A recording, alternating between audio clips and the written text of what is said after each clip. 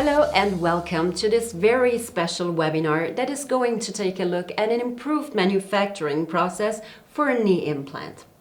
My name is Caroline Comarella and I will be your moderator through this event. Now, before we get into your actual webinar, I just wanted to first mention that our audience is invited to ask questions. In order to do that, you can use the chat feature of the GoToWebinar and send your questions in throughout the whole webinar at any time.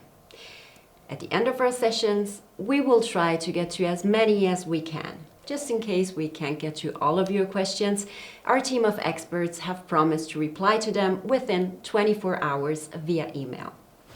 Now, on to our topic. Orthopedic implants are used everywhere.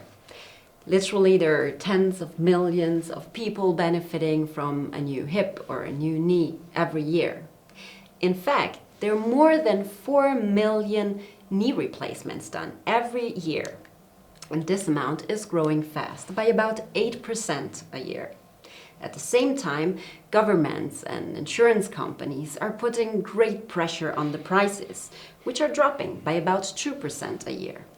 That means that manufacturers have to come up with faster, better, and smarter ways to produce these products, these very challenging products, I would say, all while maintaining the very highest quality standards.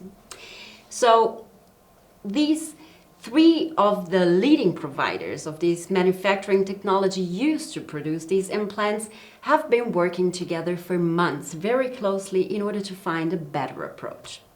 Joining us today are Branko Hochneitz from Seco Tools, Manfred Guggemos from Open Mind Technologies, and Eric Poulsen from GF Machining Solutions.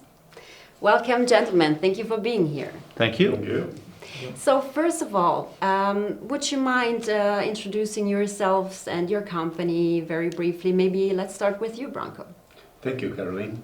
So my name is Branko Hochneitz and I'm responsible for business development in medical segment in Europe at Seco. Seco is a global player in the world of cutting tools. As a member of Sandvik Machining Solution Group, we are placed in around 72 countries around the world with 4,200 employees. Our strategic R&D department and production units are placed around the world in order to be able to be closer to the customer, to support them better, and also working together with them on their solutions. So this is our main task in our daily job. Thank you. Maybe let's go on with you, Manfred. Yes, my name is Manfred Guggemos. I'm product manager at Open Mind. Open Mind is located in Munich. And we are a CAM software provider. So we have right now 360 employees, and 80 of them are working in the R&D department. And the nice thing is they are coming from the shop floor, many of them, and they have a good knowledge what's happening in the shop floor there.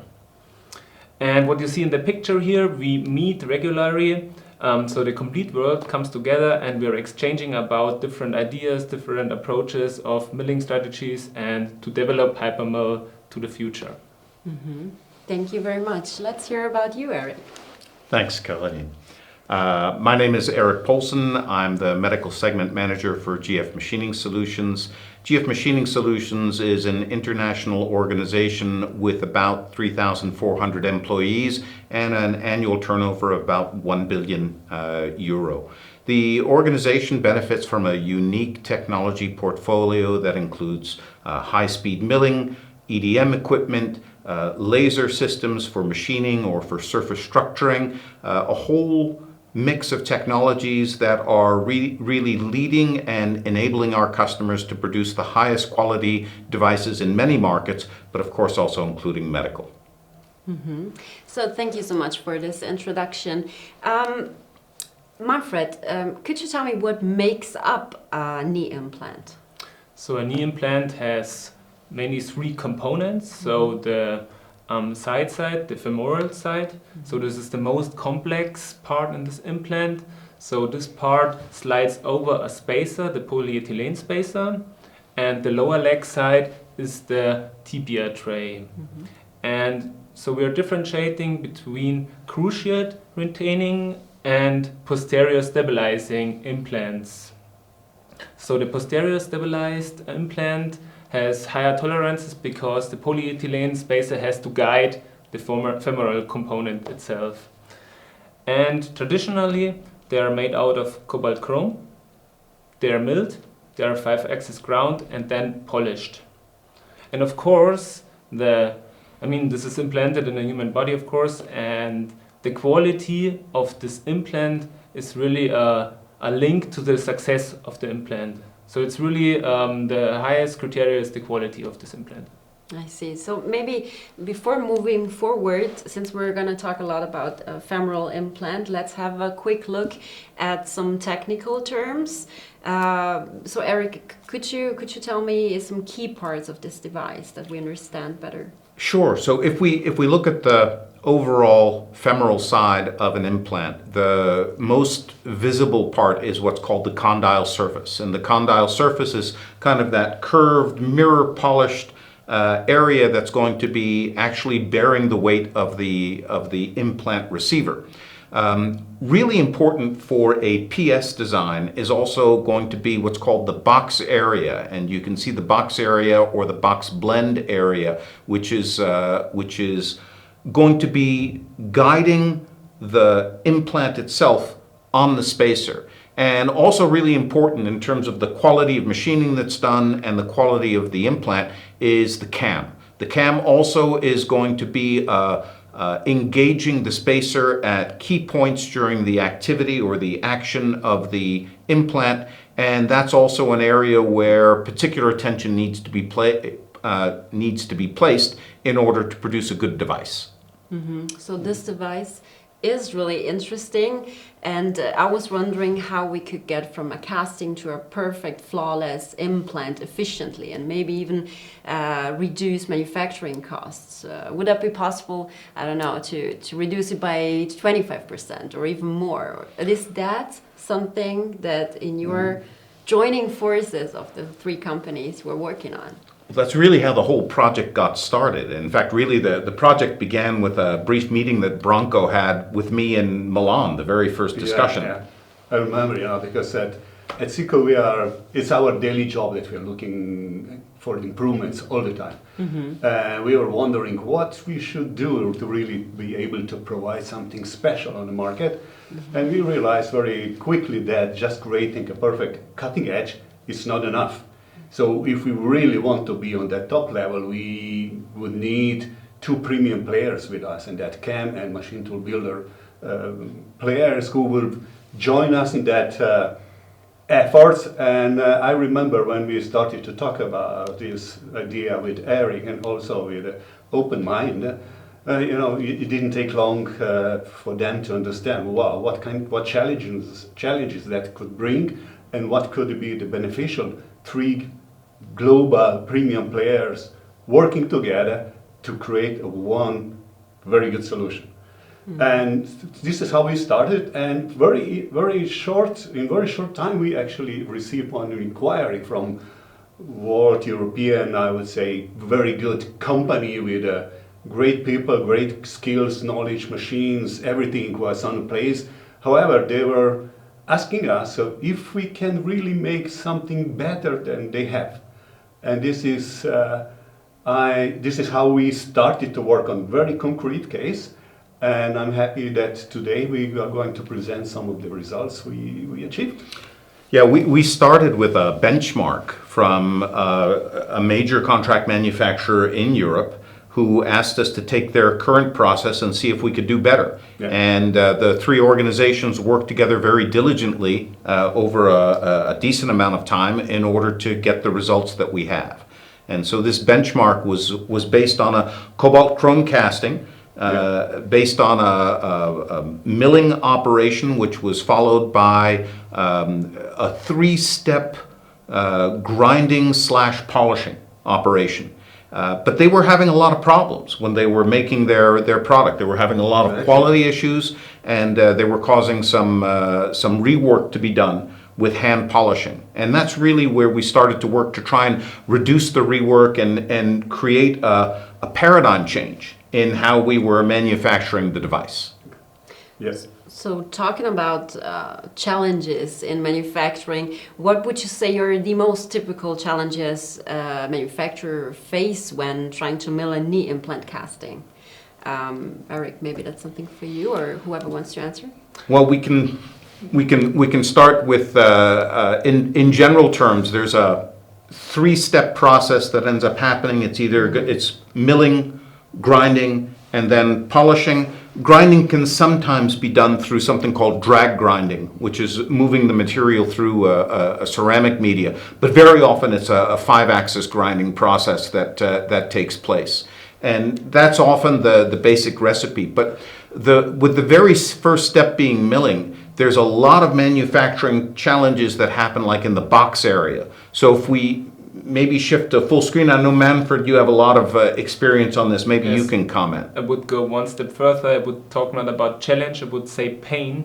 So because in this critical area where the box meet the cam, so of course this is also hard for the grinder to get it really in a good shape. And if you have not a precise tool, if you have not a precise machine, if you have not the precise cam strategies, you may get some steps.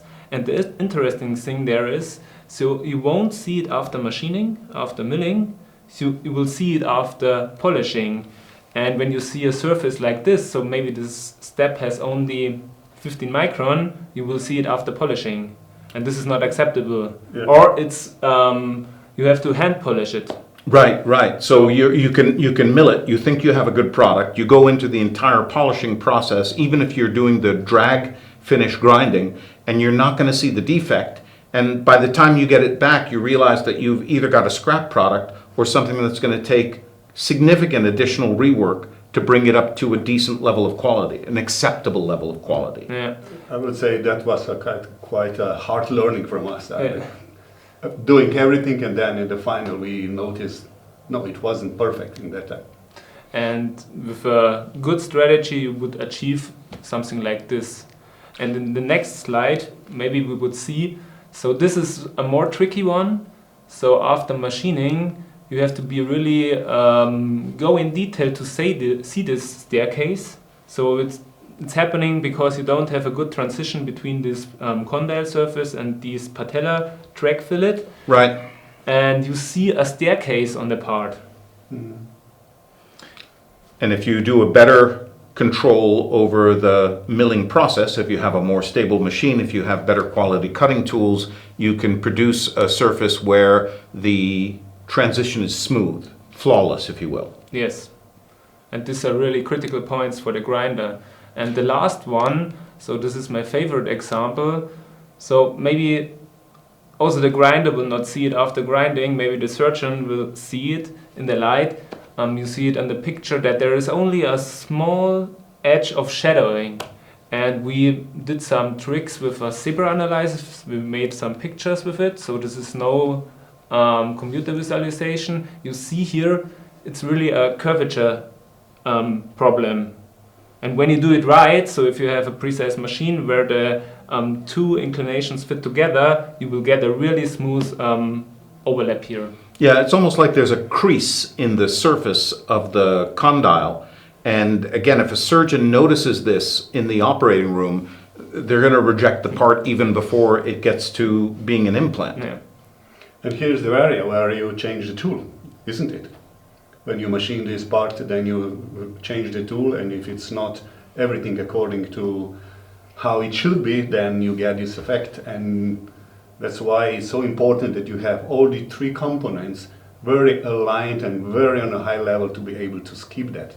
Mm-hmm. And again, a lot of these problems can be fixed if you're willing to have handwork and in-process inspection and add the hours to the individual part. The trick is to get a manufacturing process, a milling process, which is fast, stable, and yields a product that doesn't have this level of default. So this sounds very difficult to me, to my ear, to get a perfect and good product. But concretely, what could be how can we solve these problems? So I think that's the whole nature of the program that we put together, and I think as we've been saying, to get a good solution for this, you need all three partners working together. You need all three ingredients coming together in the right way in order to be successful in this. So maybe we can start with Seco, and Branko, you can give us a little bit of insight as to what are the critical things to get right on tooling. Seco has a wide range of standard end mills for machining femoral parts. However, very often is due to complexity and different shape coming from the different designs of the femoral parts, we have to design something different in order to have a good success or to optimize the surface, which are probably normally a big challenge for the producers. And that is not just coming like that.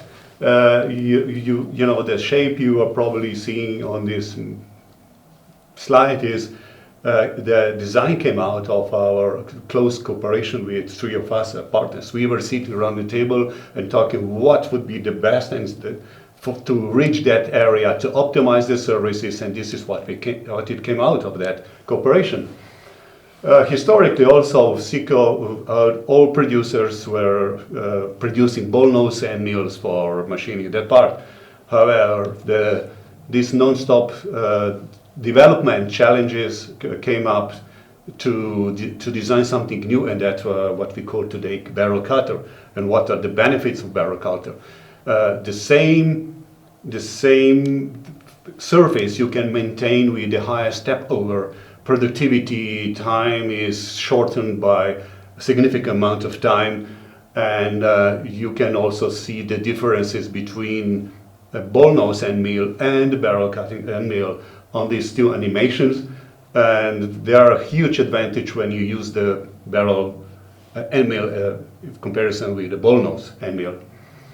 Another thing, what we would say is also a product of our close cooperation is just adjusting the fixture, it led to another saving, increased productivity, because that cut off actually a lot of non-cutting movements which were generated by 5-axis post-processor. And also the strategy came together with open mind when we changed the direction of milling. It's another step to increase the productivity and reduce the cost. And I think that Manfred can also say something about that, what is important together. Yeah, sure. Yeah, of course, it's the main task of hyperMILL to bring these yellow paths to bring the cutter path on the knee itself. And so the CAM plays really a key role in this success story. When it starts by programming, so the implants are often different sizes, same geometry. Of course, automation is also important for the future. So when you start with programming, you have to also think then how to find the strategies for other sizes. And we have somehow a toolbox where we can also use it then for different sizes. And outside of this toolbox, we have then also some specific cycles to use these barrel cutters on the knee itself. And not only the programming, so with automation, with bringing the cutter paths on the tool is important, also bring the complete part on the machine itself. What does this mean? So when you go with the first part on the machine, we are having a digital twin, so really a copy of the real machine, and there are no surprises during setting up the process on the machine. And of course, machining, what we have heard from Branko, you need perfect strategies to achieve perfect surfaces. And what means perfect surfaces? There are plenty of methods to bring, I would say this is a technical deep dive now a little bit, plenty methods to bring the cutter path on the part. But it's really important to map the tool path points directly on the CAD surface, that you really achieve the best surface out of it. And also if you have curvature changes, what I want to say, you need perfect strategies to achieve a perfect part.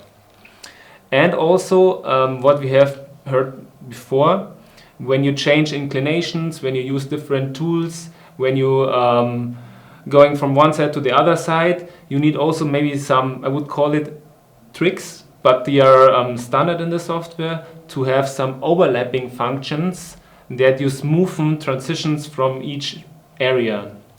And the last one is to protect edges. So we have our own CAD system, and there are some techniques behind, some methods to automatically extend surface to protect edges. And the last highlight I have to mention is we are working with casting parts. So and our claim is to machine the first part should be a good part, and without the proper alignment on the machine, you're not able to do this. So you, of course, you can waste several parts, but our claim is to machine the first part is a good part, and therefore there is the hyperMILL best fit. So this is a 6-axis part alignment, and of course, first important point is that you achieve the dimension on the part, and second important point is to have constant cutting situations on the part. And if this is the case, the tool remains much longer, you have a good part on the first one, and it's somehow stressless. If not, yeah, you have many problems, like I mentioned. So Manfred, just to be sure, so when we are talking about the perfect surface, we have to bring it out that we are talking about a perfect surface for the polishing company. Yeah, it's sure. Not yeah, sure. really You're right. Perfect surface, and this is not very easy to do it. That's because sometimes we can overdo it and we destroy something. So we have to know what is the perfect surface for the polishing company that we can apply. This is the best strategy for machining. But for sure, there are some critical areas what are much more important than others. Yes, of course, So of course. That's The box area, The box area. and the blend in between the condyle surface and the edge of the device. Absolutely, absolutely. Great. Well, I guess the next one to go would be me, and it's clear that if you're going to make a great product, you need a great milling machine. That's the third part of the triangle, and the MILL S600U, which is the machine that we used, and in fact the whole Mikron MILL S series is a great series of machine tools for several reasons. First of all, the MILL S series benefits from the use of linear motors in X, Y, and Z axes, and torque motors in the B and C axes. And these motors are also actively thermally stabilized with water cooling channels and with also intelligent thermal compensation that we'll see in a few moments. Now, linear motors provide an awful lot of benefits when you're talking about machining, and especially when you're talking about machining surfaces that have really good surface finish properties. First of all, linear and torque motors eliminate the elasticity that you'll find in mechanical components, and they're also stiffer, providing for higher dynamics. And because it's a linear drive and there's no ball screws and bearings and things to move around, you have reduced inertia. And when you reduce your inertia, you can go more quickly. You can accelerate more quickly, you can decelerate more quickly. Also, as compared to a ball lead screw, you have no backlash on a torque motor or on a linear motor. And zero backlash also is huge in terms of improving the overall surface finish of the product. Finally, there's no wear associated with a linear motor or torque motor. They perform the same year after year after year, batch after batch after batch. And that's also really important for ensuring long-term product quality. We also have something that's called intelligent thermal compensation on the system. And if you look at the design of a Z-axis on a typical milling machine, even with a really good design, you're going to have a thermal impact that can be as much as 80 microns just in the Z direction. And that's a fair amount. Now, you can use basic thermal compensation, you can use water cooling channels, and you can reduce the impact of that by about 2/3, getting the compensation down to about 30 microns. We've got advanced algorithms, sensors, temperature sensors placed in the system, and with the software that we've generated, we can reduce the compensation to down around 5 microns. We're getting accuracy on the system that even goes beyond what traditional physics would allow you to achieve.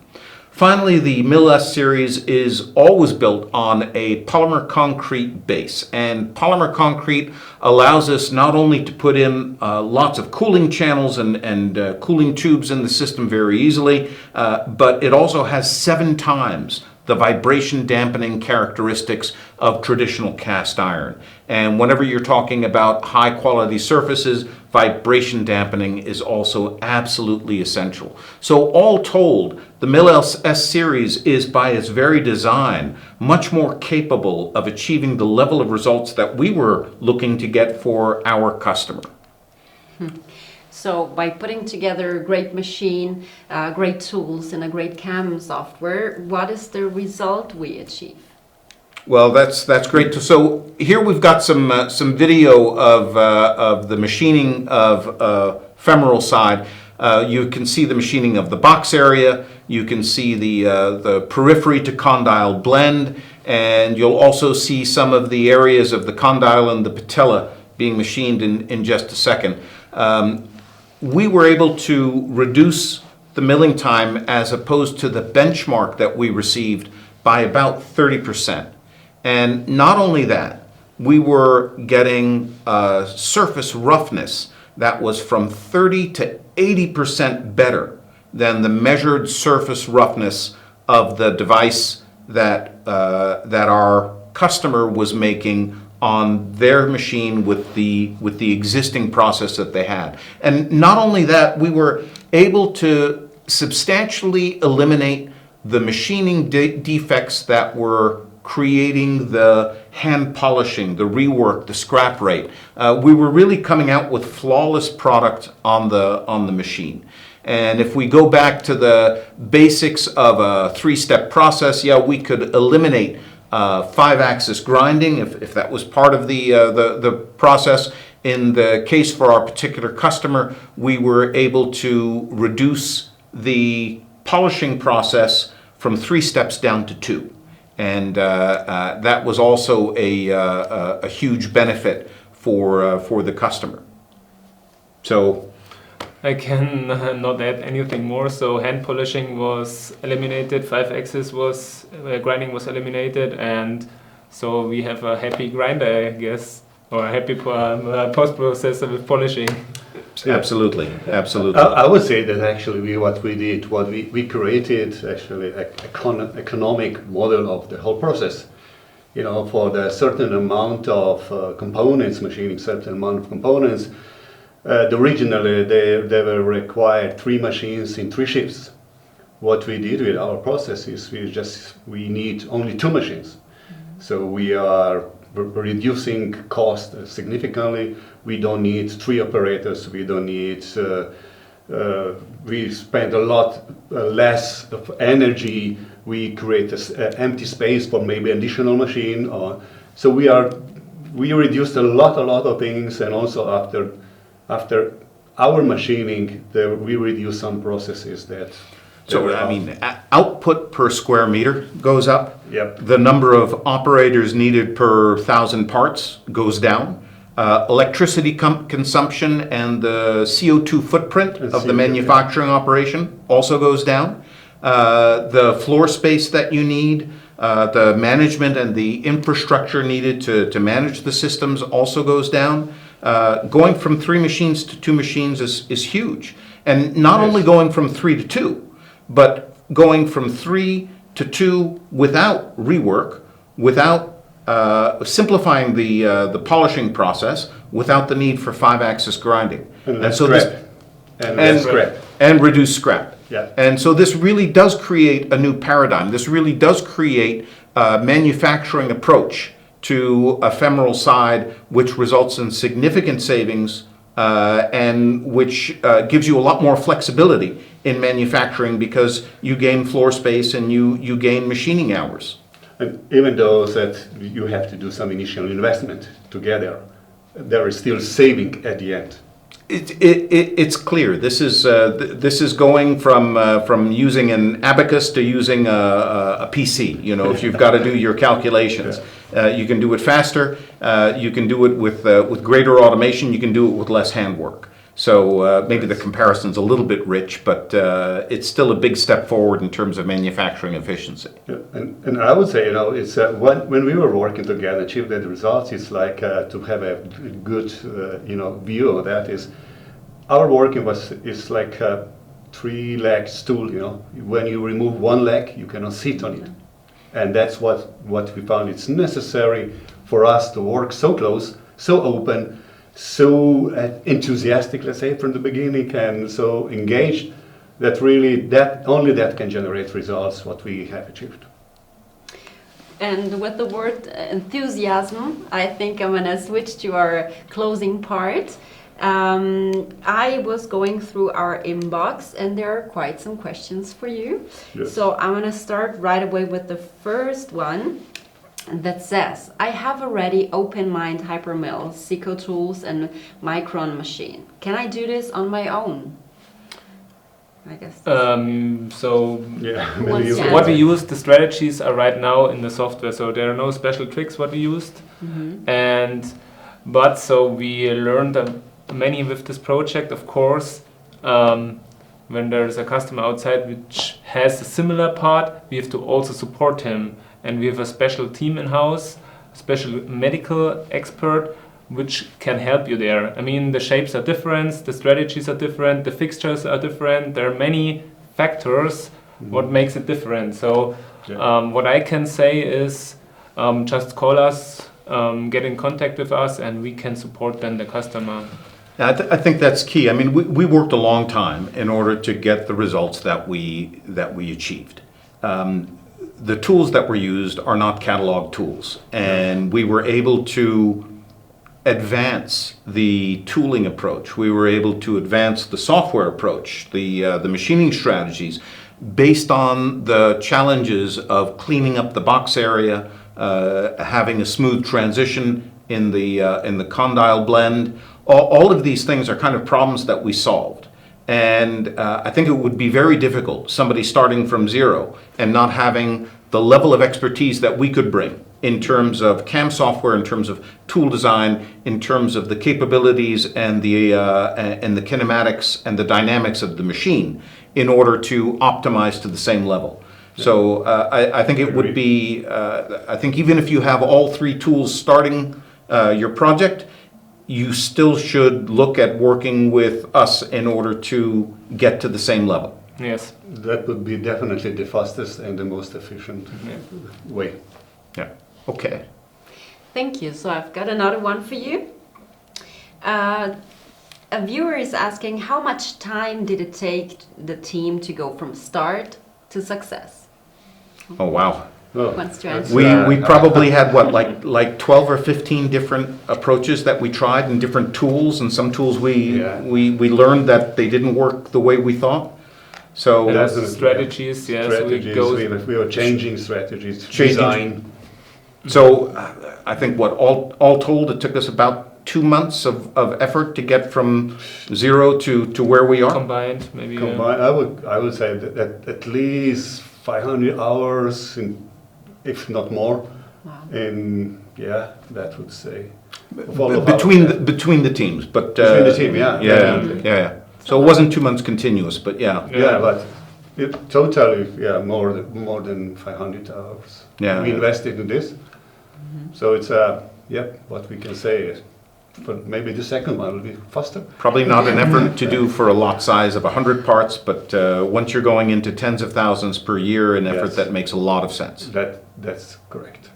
And I mean, we are not talking about one piece, so we're talking about 20,000 pieces. So, Right. so when you break it down, Yeah. then I mean, and also for the second part or for the different part families, so it's Could be, the same. It's not easy, but it's worth, I would say, to do Thank it like you. that. So here goes the next one that asks, how does hyperMILL handle tool path verification and collision detection to ensure safety and accuracy during the manufacturing process? Yeah, this is the same point what I mentioned before with the setup process, that we have the digital twin of the machine. So it's really the one-to-one setup, and so we are doing NC code based simulation and also NC code based collision check. So exactly, so the connection movements between the strategies are checked. So we have a 100% sure machining then. I see. So I think we have time for a few more. Here it goes. Can the MILL S series be equipped with automation to run this type of a product lights out? Good question, and the answer is absolutely. The MILL S series is able to have automation of many different types. We could be loading it with a robot. We could be loading it using a pallet-based system and have product get into the machine that way. There's a lot of options that are available, but the system has been engineered and built from the beginning to be able to run with automation and to have the capability of working lights out. Thank you, Eric. I think we have one more question that we can make. What makes Seco different from other tool providers? Well, yeah, so this is always a tricky question when they ask you why you think you're special. Yeah.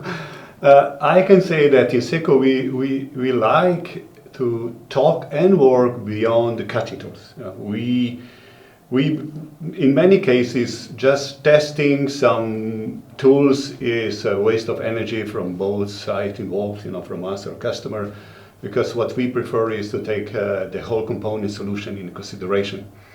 The cost per part is something to also could help customer to understand the real cost of the component, and with our expertise and our skills and possibilities and capabilities, I would say that we can also provide the customer this cost per part solution, where we can show them, and with the iHubs we have, we are not disproving only digitally, but also in a physically way, our support, how to make it is, and supporting with even our local CAM team specialist. But at the end, this talking about this complexity and using and involving all three parties as we are doing today, this webinar is one proof that this is the way how the customer should look like on the cost per part, and asking us for help because of the lack of the resources and capabilities and skills they have in this modern time where we are all in a hurry. I think that is a very good differentiation between others, that we can provide them complete solution on a very high level. Thank you, Branko. And I think that was it. That was the time we had for today. So thank you very much for being here and for sharing all this precious information with us. Thank you to our viewers and all the questions you send in. Plenty, but will be replied via email within 24 hours. Thank you for being with us, and till the next time. Thank you. Thanks. Thank you. Thanks.